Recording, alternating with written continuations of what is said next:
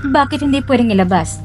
Pujay, ano bang inaalala mo? Ginang Pe, ang ginagawa mo, hindi ba't parang mo na rin pinatunayan ang pamilya Pe? E nang dududa sa pagkatao ni Kangle, paano pa maharap ni Kangle ang mga tao sa hinaharap? Siyempre, naniniwala kong anak ko si Kangle. Pero, kung may mga taong gustong saktan siya, ang tanging parang para mapatahimik sila ay ang ilang tayong resulta sa publiko. Tama ka, Tita Wu. Kami bilang pamilya, ilang taon nang naghahanap kay Kangle. Paano natin hahayaan ng iba na maliin siya? Wala akong pakialam. Kung alam ko lang na madadanas ng ganito si Kangle, mas mabuti pang hindi na lang siya nahanap. Kangle, alis na tayo rito.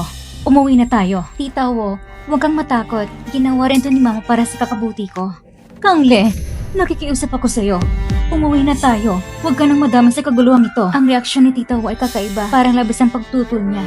Pakiramdam ko may tinatago siya. Parang itong DNA test na to ay hindi dapat malaman ng iba. Hindi rin bago yung mga nagkukunwari anak ng Pei family at biglang mapapakilala. Baka isa rin to sa mga peke. Tignan mo yung makinis at namumulang mukha niya. Mukhang hindi siya mahina sa kalusugan. Mas mukhang tunay pa yung halos mamatay na nagpapanggap ng anak ng Pei family. Baka naman talaga hindi napalitan ng bata noon. Baka ang pamilya Pei mismo nagkamali.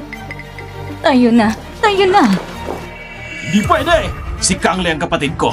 Hindi mo siya pwedeng dalhin. Ako nagpalaki sa kanya. Bakit hindi pwede? Pag sinabi kong hindi pwede, hindi talaga pwede! Bitawan mo siya! Aba!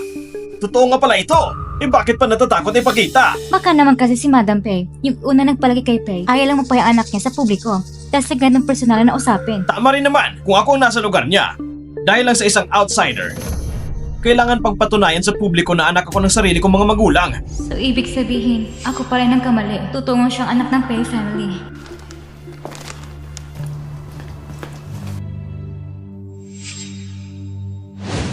Papa, ang dami pong binili ni Mama sa akin na magagandang gown. Hindi ko na alam ang pipiliin. Tulungan mo akong pumili. Sige, tutulungan kita. Papa, pinakapaborito ko yung itim na gown. Hindi ba gusto mo rin yun? Buti na lang napalitan ko ng maagang buhok ni Paisei. Dahil sa DNA result na ito, tingnan natin kung sino pang magdududa sa akin. Ano to, Kangle? Anak ko si Kangle. Bakit magka-match sila ng DNA ni Ginoong Pei? Kangle, ikaw, Tita Wu, alam kong para sa akin ito. Kung ang resulta ng DNA test na ito ay makakatulong para tumigil ang chismis, handa kong tanggapin. Pa, sabi ko na, si Kangle ang kapatid ko. Tunay na anak ng pamilya Pei. Bakit hindi ka naniniwala? Mas pinaniniwalaan mo ang babaeng walang hiya na si Paisei. Ngayon tuloy, lahat tayo ay apektado. Sa bagay na ito, ako ang may kasalanan. Patawad, Miss. Hindi ko dapat pinagdudahan ka. Paisei, ang lahat ng ito, sa hulit-huli, ay dahil sa'yo nagsimula. Akala mo matatapos na lang sa isang sorry? Eh, ikaw, Kuya. Anong gusto mong gawin ko? Lumuhod ka! Lumuhod ka at humingi ng tawad sa kapatid ko! Ano? Bakit? Masama ba ang loob mo? Sinasabi ko sa'yo, mas masakit pa ang loob ng kapatid ko. Kung hindi dahil sa'yo, kailangan pa ba niyang ilantad sa publiko ang DNA test para lang patunayan ang sarili niyang pagkatao? Ayos lang, Kuya. Hindi rin naman sinasadya ni Shose. Hindi ko siya sinisisi. Kapatid, ang ganitong klaseng tao dapat turuan ng leksyon para malaman niya kung sino ang dapat galawin at sino ang hindi dapat galawin. Pinaghihinalaan ka niya. Dapat lang pagbayaran niya yon. Hindi yun totoo. Hindi mo siya pinagplanuhan? Hindi lang siya ang pinaglalaruan mo. Pati ang buong pamilya namin, naipalad mo na sa buong kamay mo. Ginamit mo pa si Papa para imbestigahan ang kapatid ko? Yung mga paninira mo, talagang eksperto ka dyan, ha? Hindi totoo yan. Hindi ko kailanman sinira ang relasyon ni Tito Petty, Miss. Ang kapalan ng mukha mo magsalita. Kung hindi lang maawain si Kangle ngayon, ang gulong ito, hindi ko na alam kung paano patatapusin! Hindi ako. Hindi. Paisei! Hindi ba sapat ang gulo na dinulot mo sa papa ko? Mas gusto mo pa pang dagdagan ang problema mo? Luluhod ka ba o hindi? Luluhod ako. Mabait sa akin si Tito Pe. Ayaw ko na siyang mapagitna at mamahirapan pa.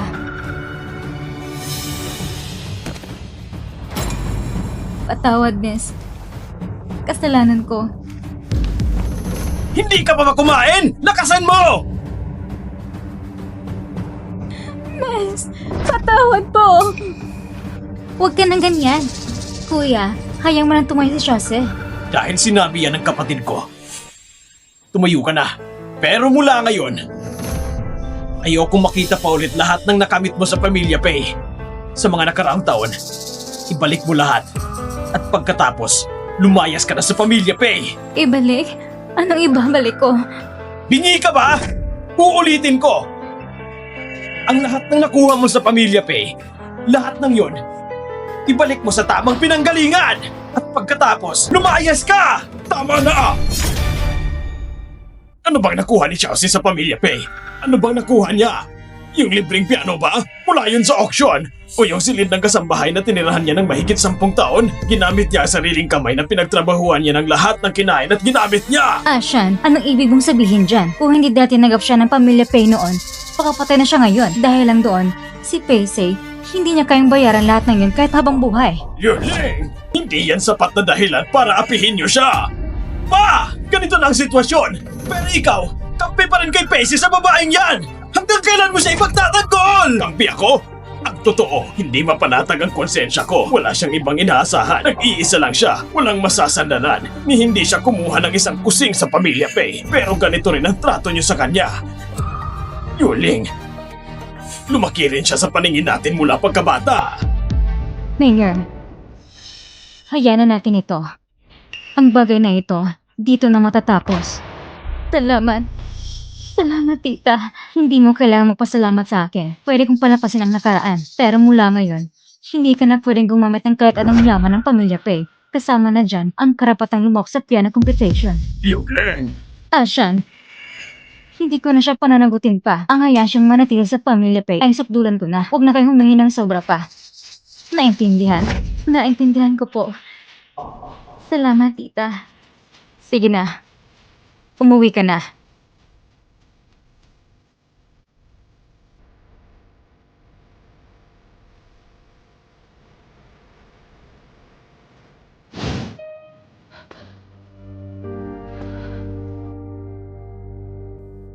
Kung hindi ako makakasali sa kompetisyon, paano ko pa makukuha ang 50,000 para sa operasyon?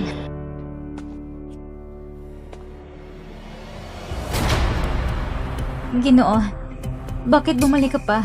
Paisay, gusto mo bang sumali sa piano competition?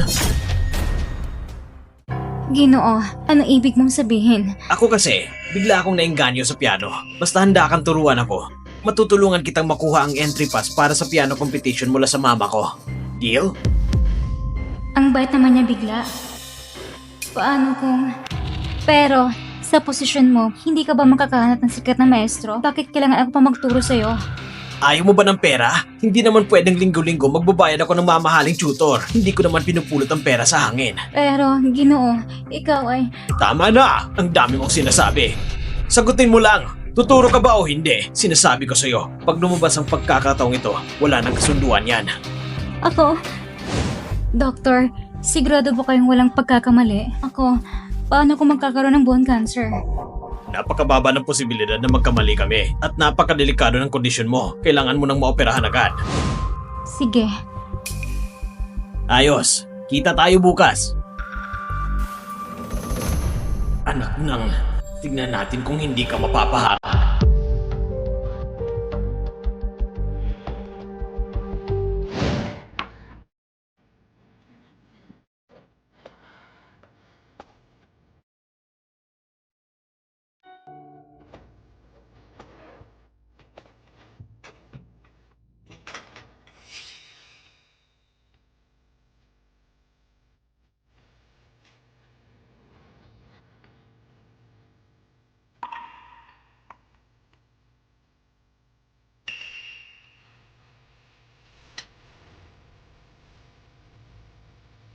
Chelsea, ako si Zwangshan. Maligayang karawan. Sana'y magkita na kayo ng tunay mong mga magulang.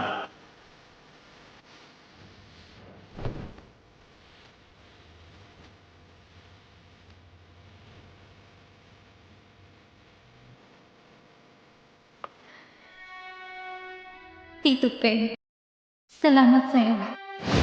Kapatid, may inihanda akong kasiyahan para sa'yo. Ito ng kasiyahan mo. Ginoo, anong piyesang gusto mong mapag-aralan? Huwag ka munang mainip. Ang boring kung puro pagtugtog lang. Ganito na lang. Maglaro na lang tayo ng isang laro. Sa mga piano keys na yan, may tinago ako mga blade. Pero kung saan key ko nilagay, nakalimutan ko na rin. Simple lang ang laro. Kung matapos mong tugtugin ang 3 piyesa, panalo ka. Ayoko, hindi ako lalaro. Ang usapan natin, tuturuan kita ng piano. Wala sa usapan ganitong klaseng laro. Ganito na lang, kapag natapos mong tugtugin, ibig sabihin, magtuturo ka na sa akin.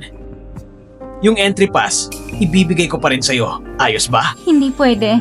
Hindi dapat ganito. Ang pinakagrabe apektado sa sakit ko ay ang mga kamay ko. Hindi na pwedeng masaktan po ang mga kamay ko. Pacey, binibigyan na kita ng pagkakataon. Ang kapal pa rin ng mukha mo. Gusto mo pa rin ba ang entry pass na ito? Sinasabi ko sa'yo, isang beses lang ang ganitong pagkakataon. Kapag tinatanggihan mo pa, wala ka nang makukuha. Kuya, kung ayaw ni Shase, huwag mo na siyang pilitin. Ewan ko ba, gusto lang niya makuha ang lahat ng hindi naglalabas ng kahit ano. Gusto niya ang entry pass, pero ayaw niyang sugalan. Ay nako kuya, hindi naman sinasadya ni Shase. Huwag mo na siyang pagalitan. Sige na nga. Kung ayaw mo naman pala, di wala na akong magagawa. Sayang lang. Sayang lang talaga itong entry pass. Tayo na. Ang ganitong klaseng sakit, hindi pwedeng patagalin. Kailangan ng hindi bababa sa 500,000. Huwag kayong umalis! Kung matapos ko bang patugtugin ang mga piyesa, ibibigay mo na ba sa akin ang entry pass? Oo naman! Sige, tutugtugin ko. Ayan, kung nakinig ka lang agad kanina, ang tagal mo magdesisyon. Kapatid, tignan mo. May gusto ka bang kantang marinig? Ayos lang. Yung piyesa naman yan, pangbaguhan lang, 3 kanta lang. Ilang minuto lang yan. Kuya, wala sa listahan to ang gusto kong marinig. Pwede bang pakinggan ang sikat na piyesa ni Mama? Oo naman! Pero kalating oras yun na, hindi ba masyadong mahaba? Kaya ko pinili yun dahil mahalaga nga. Bessie, gusto ko talagang sigayan ang mga kamay mo. Kalahating oras talaga. Medyo mahaba nga. Isipin mo na lang, isang beses lang para sa kapatid ko. Pwede bang ibang piyesa na lang? Kahit alin sa listahan? Pacey! Isang beses na nga lang nagreklamo ka pa. Sinasabihan na kita, huwag kang makulit. Ako ang masusunod ngayon. Wala kang karapatang makipagtawaran sa akin. Hindi. Ako... Walang hiya ka? Gusto mong umatras, ganun ba? Sinasabihan na kita. Pinakaayaw ko ang mga hindi marunong tumupad sa usapan. Tumugtog ka! Kung hindi, habang buhay ka nang hindi makakahawak ng piano! Sige, tutugtog ako. Kapatid, umupo na tayo at makinig.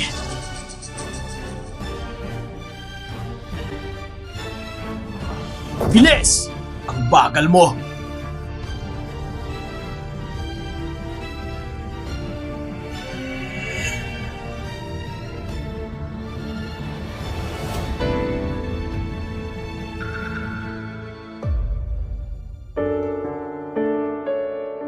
Baka tinatakot lang ako ni Young Master. Baka wala naman talagang blade.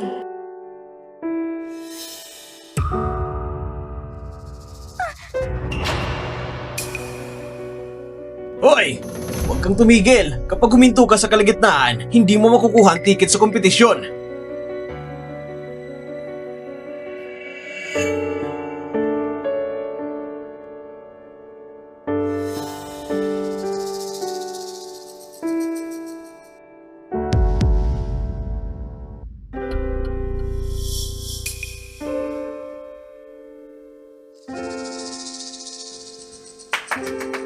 Magandang tugtog!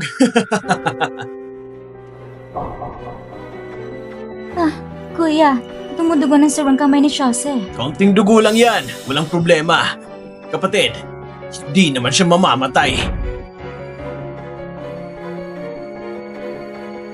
Young Master, natapos ko ng pagtutugtog. Maibibigay niyo na ba sa akin ang ticket? Oo naman. Salamat po, Young Master. Ah! Sandali lang. Ah! Sandali lang. Young Master, ikaw... Huwag kang mainip. Hindi ko naman sinabing hindi ko ibibigay. Nakita ko lang duguan ng kamay mo. Baka madumihan ang ticket. Sayang naman kung ganun. Okay lang po. Young Master, hindi po ako nag-alala. Huwag kang magmadali. Hayaan mo ako na magpunas ng kamay mo.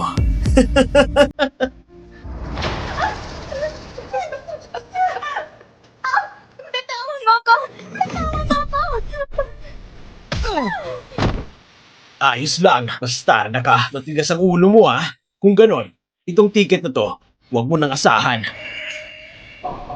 Young Master, ginawa ko na lang ang pinapagawa mo. Nagkikiusap ako. Ibigay mo sa akin ang ticket. Ginawa mo na? Bakit hindi ko alam? Kanina tumugtog ako yung sikat na pyesa ni Madam. Tumugtog ka ba? Bakit parang wala ako narinig? May narinig ka ba? Bakit ganon? Nangako kayo kanina. Hindi niya pwedeng gawin to. Nagkikiusap ako. Ibigay mo ng ticket sa akin. Napakahalaga ng premium pera sa akin. Pera rin pala ang habol mo. Kaya pala ganun kalakas ang loob mo na pag nasaan ang gamit ng kapatid ko. Hindi totoo yan. Hindi totoo yan. Lahat ng bagay sa Pamilya Pay, pati ang ticket na to, ay pag-aari ng kapatid ko. Tapos aamin ka pa na wala kang inagaw sa kanya? Hindi ganon. Gusto ko lang talagang gamitin ng premium pang papagamot. Ang totoo niyan. Ang totoo, gusto ko lang mabuhay. Gusto ko lang mahanap ang mga magulang ko. Kamot naman ang dahilan. Sawang-sawa na ako sa palusot na yan. Ngayon, bibigyan kita ng maliit na leksyon para makita mo ang sinapit ng mga taong sakim sa pag-aari ng iba. Wag! Wag! Nakikiusap ako. Huwag mo punitin. Wag!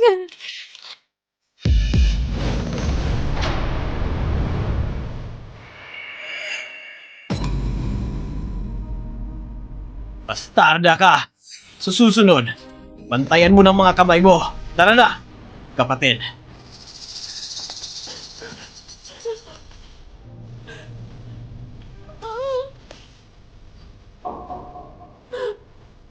Bakit? Bakit kailangan mo kong tratuhin ng ganito? Bakit? Doctor, sa hinaharap, talaga bang hindi ko na pwedeng tugtugin ng piano? Ang mga ugat sa iyong kamay, masyado nang malubha ang pinsala. Hindi mo na kayang tumugtog ng matagal. Mas lalo lang lalala ang sakit mo. Kung hindi na ako makakatugtog, paano pa kung papansin ng tunay kong ama at ina? Pero ito, hindi pa ito pinakamalala. Na-activate ang mga cancer cells, kaya mas mabilis ngayon ang pagkalat nila. Hindi na pwedeng magantay pa. Ngayong buwan, kailangan mo operahan ka. Pero wala pa akong sapat na pera. Ang 500,000, hindi ko talaga kayang ilabas yon.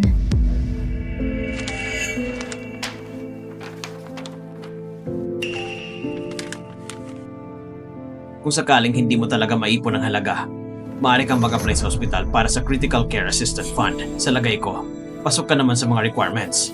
Totoo po ba?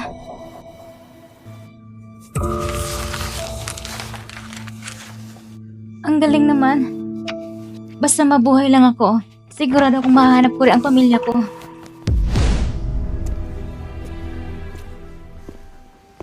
Kuya, kailangan ba talagang pa-check up? Kapatid, iyan ay bilin talaga ni Mama. Kahit na si Tita Wu ay sobrang inaalagaan ka. Pero simulat sa pool ay mahina ang katawan mo. Mas mabuti nang sigurado tayo. Tara na. Sige po. Xiaoxi, paki-fill out agad ang form. Ang tulong pinansyal na ito, ilang araw lang lalabas na ang resulta. Agad nating ayusin ang operasyon. Naintindihan ko. Salamat, Doctor.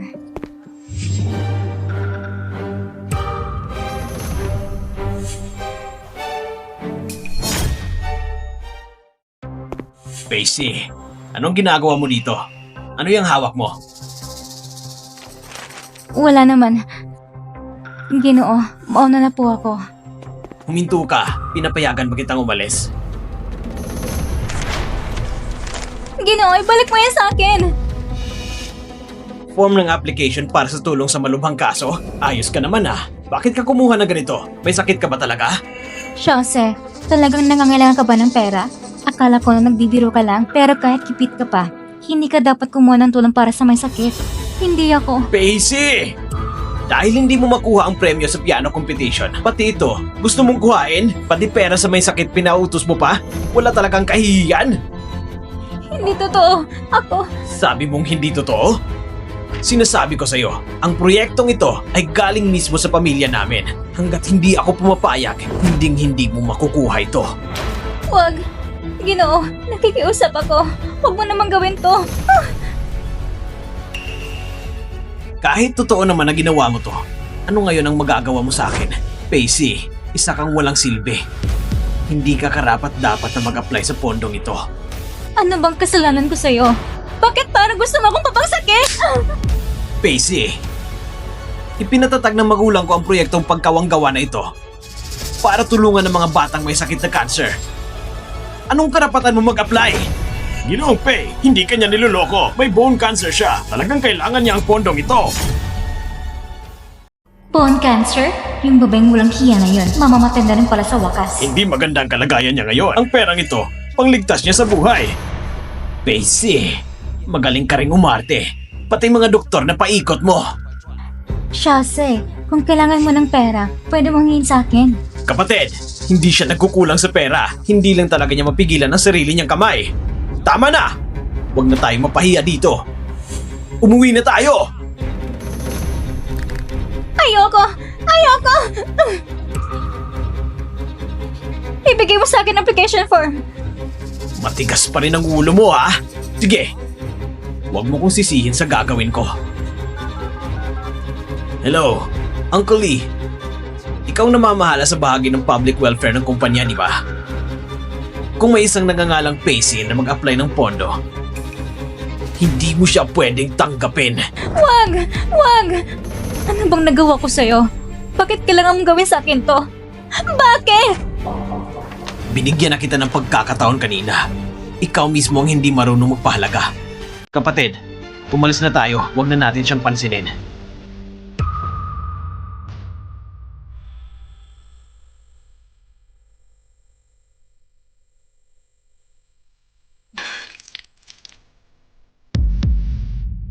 Dali! May tao ba dyan?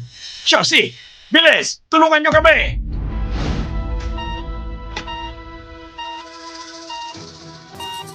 Gunting?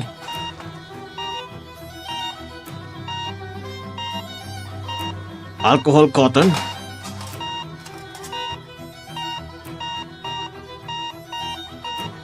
Pakipress ng start? Hindi maganda. Kumalat na ang cancer cells niya. Kailangan agad ng perahan. Kontakin mo agad ang pamilya niya. Pupuntahin mo sila. Opo. Normal ang puso niya. Normal ang puso niya. Buti na lang, normal ang lahat ng vital signs niya. Ma, mapapanatag ka na ngayon. Sabi ng doktor, malusog si Kangla. Wala siyang kahit anong problema. Tama, Mama. Masyado ka nag-alala. Anak, natatakot lang ako na baka may nararamdaman ka, pero hindi mo sinasabi. Lalo na noon at sinabi ng doktor dati na may sakit ka, kaya kailangan mag-ingat. Kung tutuusin, ikaw talagang dapat purihin. OJ, pinalaki mo ng maayos ang anak ko. Hindi mo mahalata na may congenital issue siya dati. Tama ka, Liuling. Talagang dapat nating pasalamatan siya. Walang anuman. Tungkulin ko lang po yun. Hindi na rin maaga. May mga gagawin pa ko sa bahay. Mauna na ako. Sorry. Nasaktan ka ba? Ayos lang. Mga walang halagang gamit lang yan. Ihahatid na kita. Wag na. Sakto, lalabas din ako. Tara. Anak, ipapakita ko siyang kwarto.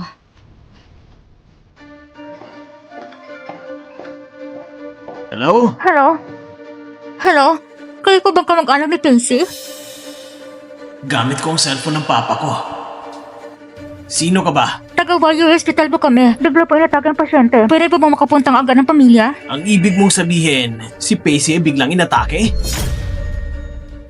Opo, delikado na pong lagyan ng pasyente. Saan galing ang manlulokong to? Anong binigay sa'yo ni Pacey? Kaya todo effort kayong pagtulong sa kanya. Niloloko mo kami. Ano? Nagkukunwari ka pa?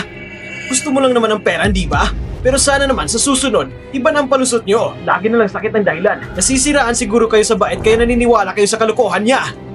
Buti na lang ako ang sumagot ng tawag. Kung si Papa ang sumagot, siguradong naloko nyo na siya. Hindi, nagkakamali ka. Totoong ospital po ito. Pwede po ba kayo dumating agad? Kritikal ang kalagayan ng pasyente. Nasa preventative siya ngayon. Kailangan ng permanent pamilya para sa operasyon. Sobra ka na sa pag-aarte. Sinasabihan na kita. Tigilan mo na to. Kung tutulong ka pa kay Pacey sa panluloko sa amin, hindi ka na makakaligtas sa akin. Ano bang pinagsasabi mo dyan? Yung batang babae halos wala ng buhay. Kaya ng kalalang sakit niya. Kung may sakit man siya o wala, anong pakialam ko? Ikaw ba talagang kamag-anak ng pasyente? Buhay na ka tayo dito. Kung hindi ka pupunta agad, paano natin gagawin ang operasyon? Kapag tumagal ka, delikado ang buhay ng pasyente. Oh, edi hayaan na lang nating mamatay siya. Bakit ganyan ka magsalita? Xiaoming, sinong sinasabing mamamatay? Hello! Hello! Teka lang, tama ba yung number na ito? Hindi ba ako nagkamali ng tawag? Sino ang tumawag? Pa, nagkapalit tayo ng cellphone. May sinagot lang akong tawag kanina. Nag-aalok ng insurance sa aksidente. Ganun ba? Baka kumalat na ang number mo. Inilagay ko na sa blacklist. Ayos. Magaling. Kumusta? Kailan darating ang pamilya? Hindi naniniwala ang kamag-anak sa sinasabi ko. Walang balak pumunta at hindi na siya matawagan ngayon. Anong klaseng magulang ang ganyan? Pati buhay ng anak wala man lang pakialam. Hindi maganda. May pagdugo sa dibdib ng pasyente. Bumagsak ng blood pressure. Dagdagan ng oxygen. Itulak ang 10 mg Noripene Prime. Opo.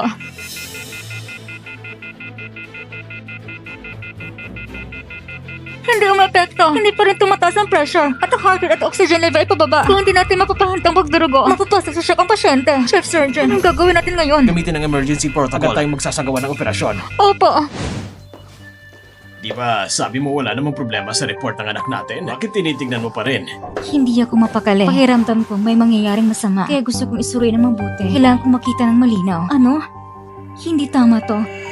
Ang blood type sa report ni Kangle ay AB type. Eh tayo, isang A, isang O. Paano naging ganun? Anong sabi mo? Paano nangyari to? Ang blood type natin, A at O. Paano naman naging AB type si Kangle? Paano naging posible yun? Siguro nagkamali lang ang hospital ng record sa blood type ni Kangle. Anong klaseng hospital to? Ganito kababang uri ng pagkakamay ng gagawa pa? Huwag ka nang magalit. Hindi naman ito malaking issue. Anong ibig mong sabihin hindi malaking issue? Hindi ako mapakali. Paano kung may iba pang maling impormasyon? Imposibleng magkamali sila. Hindi pwede ito. Samahan mo ko bukas sa ospital. Sige, sasamahan kita. Makikinig ako sa'yo. Huwag ka na mag-alala. Magpahinga ka na maaga.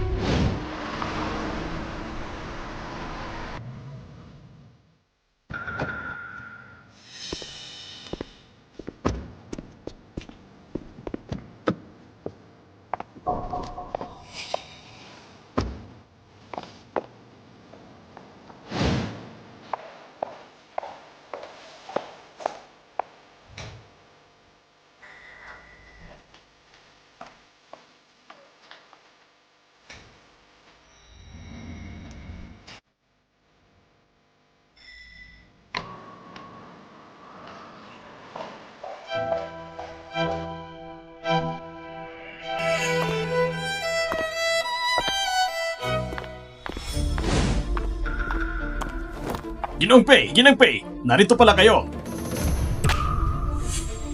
Paano kayo nag-check ng physical exams? Pati blood type ng anak ko mali. Ano?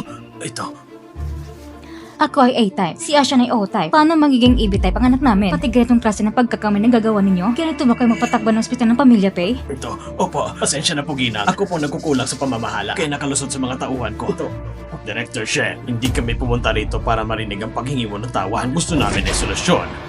Huwag kayong mag-alala, Ginoong Pei. Papurusahan ko po ng mabigat ang sino mang may sala. Pagkatapos, magsasagawa kami ng muling verifikasyon sa report ng inyong anak. Bibigyan kayo ng maayos na paliwanag. Sa loob ng 3 araw, gusto kong makita ang resulta. Opo. Pacey!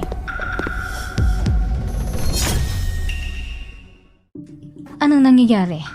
Parang may narinig akong tumawag sa pangalan ni Xiaoxi. Talaga? Wala naman akong narinig. Baka nagkamali lang ako ng dinig. Tara na.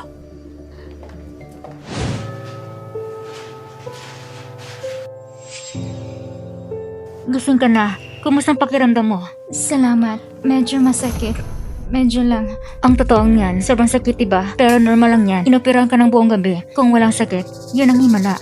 Ganun ba? Hindi ko lang sinasabi pero yung mga magulang mo masyadong pabaya. Ganito ng kalagayan mo, hindi ka malang binibisita. Hindi totoo yan. Ang mga magulang ko, Hindi nila sinasadya. Sila ay hindi lang talaga nila alam na may sakit ako. Hindi totoo yan. Kagabi lang, tumawag ko sa papa mo. Ano? Ang papa ko? Hindi. Si Tito Pei. Siya, alam niyang may cancer ako, pero hindi siya pumunta. At tinawag pa akong sinungaling. Nagawa pa niyang i-block ko. Baka galit si Tito kasi itinatago ko yung sakit ko. Kaya siya nagalit. Hindi pwede. Kailangan ko siyang tawagin ngayon para ipaliwanag ang lahat. Ang mas nasama pa, hindi lang siya naniniwala na masakit ka. Ang sabi pa niya, mabuti para mamamatay ka na. Ano? Hindi totoo yan. Hindi niya magagawa yon. Mabait naman siya sa akin dati. Iha, madali lang kilala ng mukha ng tao. Alam niyang kritika ng kalagayan mo. Kasi sino pang may konsensya, hindi magsasabi ng mabuti ka. Mamatay ka na. Siya? Sinabi niya talaga yun? Oo, hindi pa ako nakakita na magulang na ganun ka-irresponsable. Tito, dahil pa sa nangyari ng kay Miss, kaya may galit siya sa akin. Pati siya, ayaw na rin maniwala sa akin. Kung kahapon lang sana nakapirmang papa mo, hindi ka sana masyadong nahirapan. Ang sakit mo, hindi sana lumala ng ganito. Hindi mo naiintindihan. Hindi siyang papa ko. Kami niyan.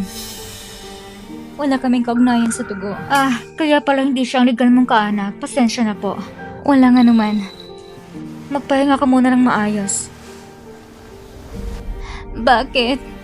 Bakit pati ikaw? Ayaw mo na rin sa akin. Ilang araw na lang, lalabas na ang resulta ng National Piano Competition. Na-register na rin kita. Isipin mo na lang ito. Bilang regalo ko sa iyong kaarawan. Totoo ba? Totoo. Ikaw magiging pinakabatang kalahok sa piano competition. Kaya mo yan. Magpursige ka ha. Kailangan mong galingan.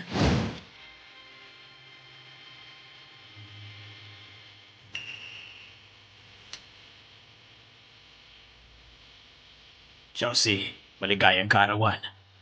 Sana balang araw, magkita kayo muli ng tunay mong mga magulang.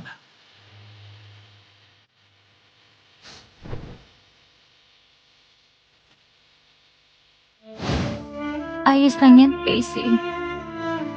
Kapag gumaling ka na, lumayas ka na sa pamilya, Pay. At hanapin mo ng tunay mong mga magulang. Check na mamahalin ka rin nila. Hindi ka nila kamumuhian. Gising ka na. May gusto sana akong sabihin sa'yo. May kinalaman ba ito sa kondisyon ko? Baka kailangan mong putulan ng bahagi ng katawan. Ano? Paano nangyari ito? Doktor, hindi ba sabi ninyo, basta matanggal ang tumor, maililigtas pa ninyo ang mga buto ko? Oo, kung walang external na paglala sa bahagi ng may tumor. Pero ang kamay mo, lagi itong nasusugatan. Ang cancer cell sa katawan mo, kumalat na. Hindi ko naman talaga gustong ang gawin na sa dating anak. Tatakot lang ako na baka nagkamali ka ng pagkakilala. Sinasabi ko sa iyo, hindi ako kailanman nagkamali sa pagkakilala ng tao. Imposibleng magkamali ako sa sarili kong kapatid na babae. Hindi ko hayang apihin siya ng kahit sino. Hoy, huwag kang tumigil. Kung titigil ka sa kalagitnaan, hindi ka makakapasok sa kompetisyon.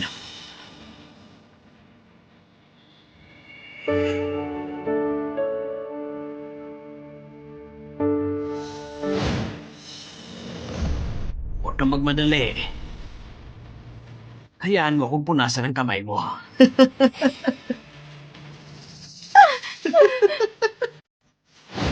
Payman, bakit? Bakit mo ako kailangan ito sa ganitong sitwasyon? Ano bang kasalanan ko? Mahina ang katawan mo mula pa sa simula. Hindi na maganda ang kalagayan mo. At tumalala na ang sakit mo. Hindi ka puputulan. Baka wala ka ng 1 taon. Doktor, gaano kalaking bahagi ang kailangan putulin? Ang buong kanang kamay. Buong kanang kamay? Buong kanang kamay? Doktor, sa tingin mo, kung wala na akong kanang kamay, mamahalan pa ba ako ng mga magulang ko? Tatanggapin pa ba nila ako? Magulang man sila. Iba ka pa rin. Huwag mong isipin ang iniisip ng iba.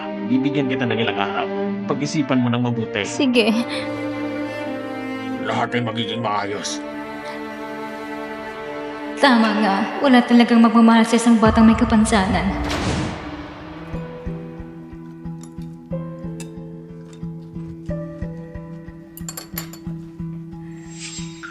Nasaan si Xiaoxi? Hindi ko siya nakikita nitong mga araw. Baka ng trabaho siya, kung saan man. Hindi ba palagi naman niyang ginagawa yon? Wala namang kakaiba. Tama. Kapag wala siya dito, mas tahimik pa sa bahay. Sige na nga, tawagan ko na lang siya para makasiguro. Ginoo, darat ang direktor ng ospital. Malamang may resulta na ang ulat. Pakiusap, papasukin niyo siya agad. Opo, Anong ulat? yung kay Kangle, ang medical report niya, nagkamali sa blood type. Pinahingan ko silang i-verify ulit. Tignan kung may iba pang problema. Baka may iba pa silang mali. Pati medical report pwede nilang pagkamaliin? Ano bang ginagawa ng mga tao sa ospital na yan? Kapatid! Anong ginagawa mo dyan? Bakit parang ang sama ng pakiramdam mo? Wala naman. Mama, mali naman yung blood type report. Hindi naman ganun kalaking bagay. Hindi naman kailangan masyadong magpa-apekto. Paano mo nasabing malit na bagay lang yan? Kalusugan mo nakasalalay dito. Para sa akin, malaga lahat ng ito. Pero, Ginumpi. Ginan, hanap tayo ng tahimik na lugar para makapag-usap tayo. Sa second floor na lang tayo mag-usap. yung lintik na direktor ng ospital, may natuklasan na kaya siya? Anong ginagawa niya dito? Bakit parang napakalihim? Kapatid! Sundan natin sila. Ginumpi, Ginang, ako mismo nagsuri ng report ng maraming beses. Talagang walang problema. Ang blood type ng dalaga ay talagang AB type. Imposible yan. A-type ako, at si Asha ay O-type. Paano magkakaroon kami na anak ng AB type? Ginang, posible kaya na? Oo, baka nagkamali kayo ng pagkakilala.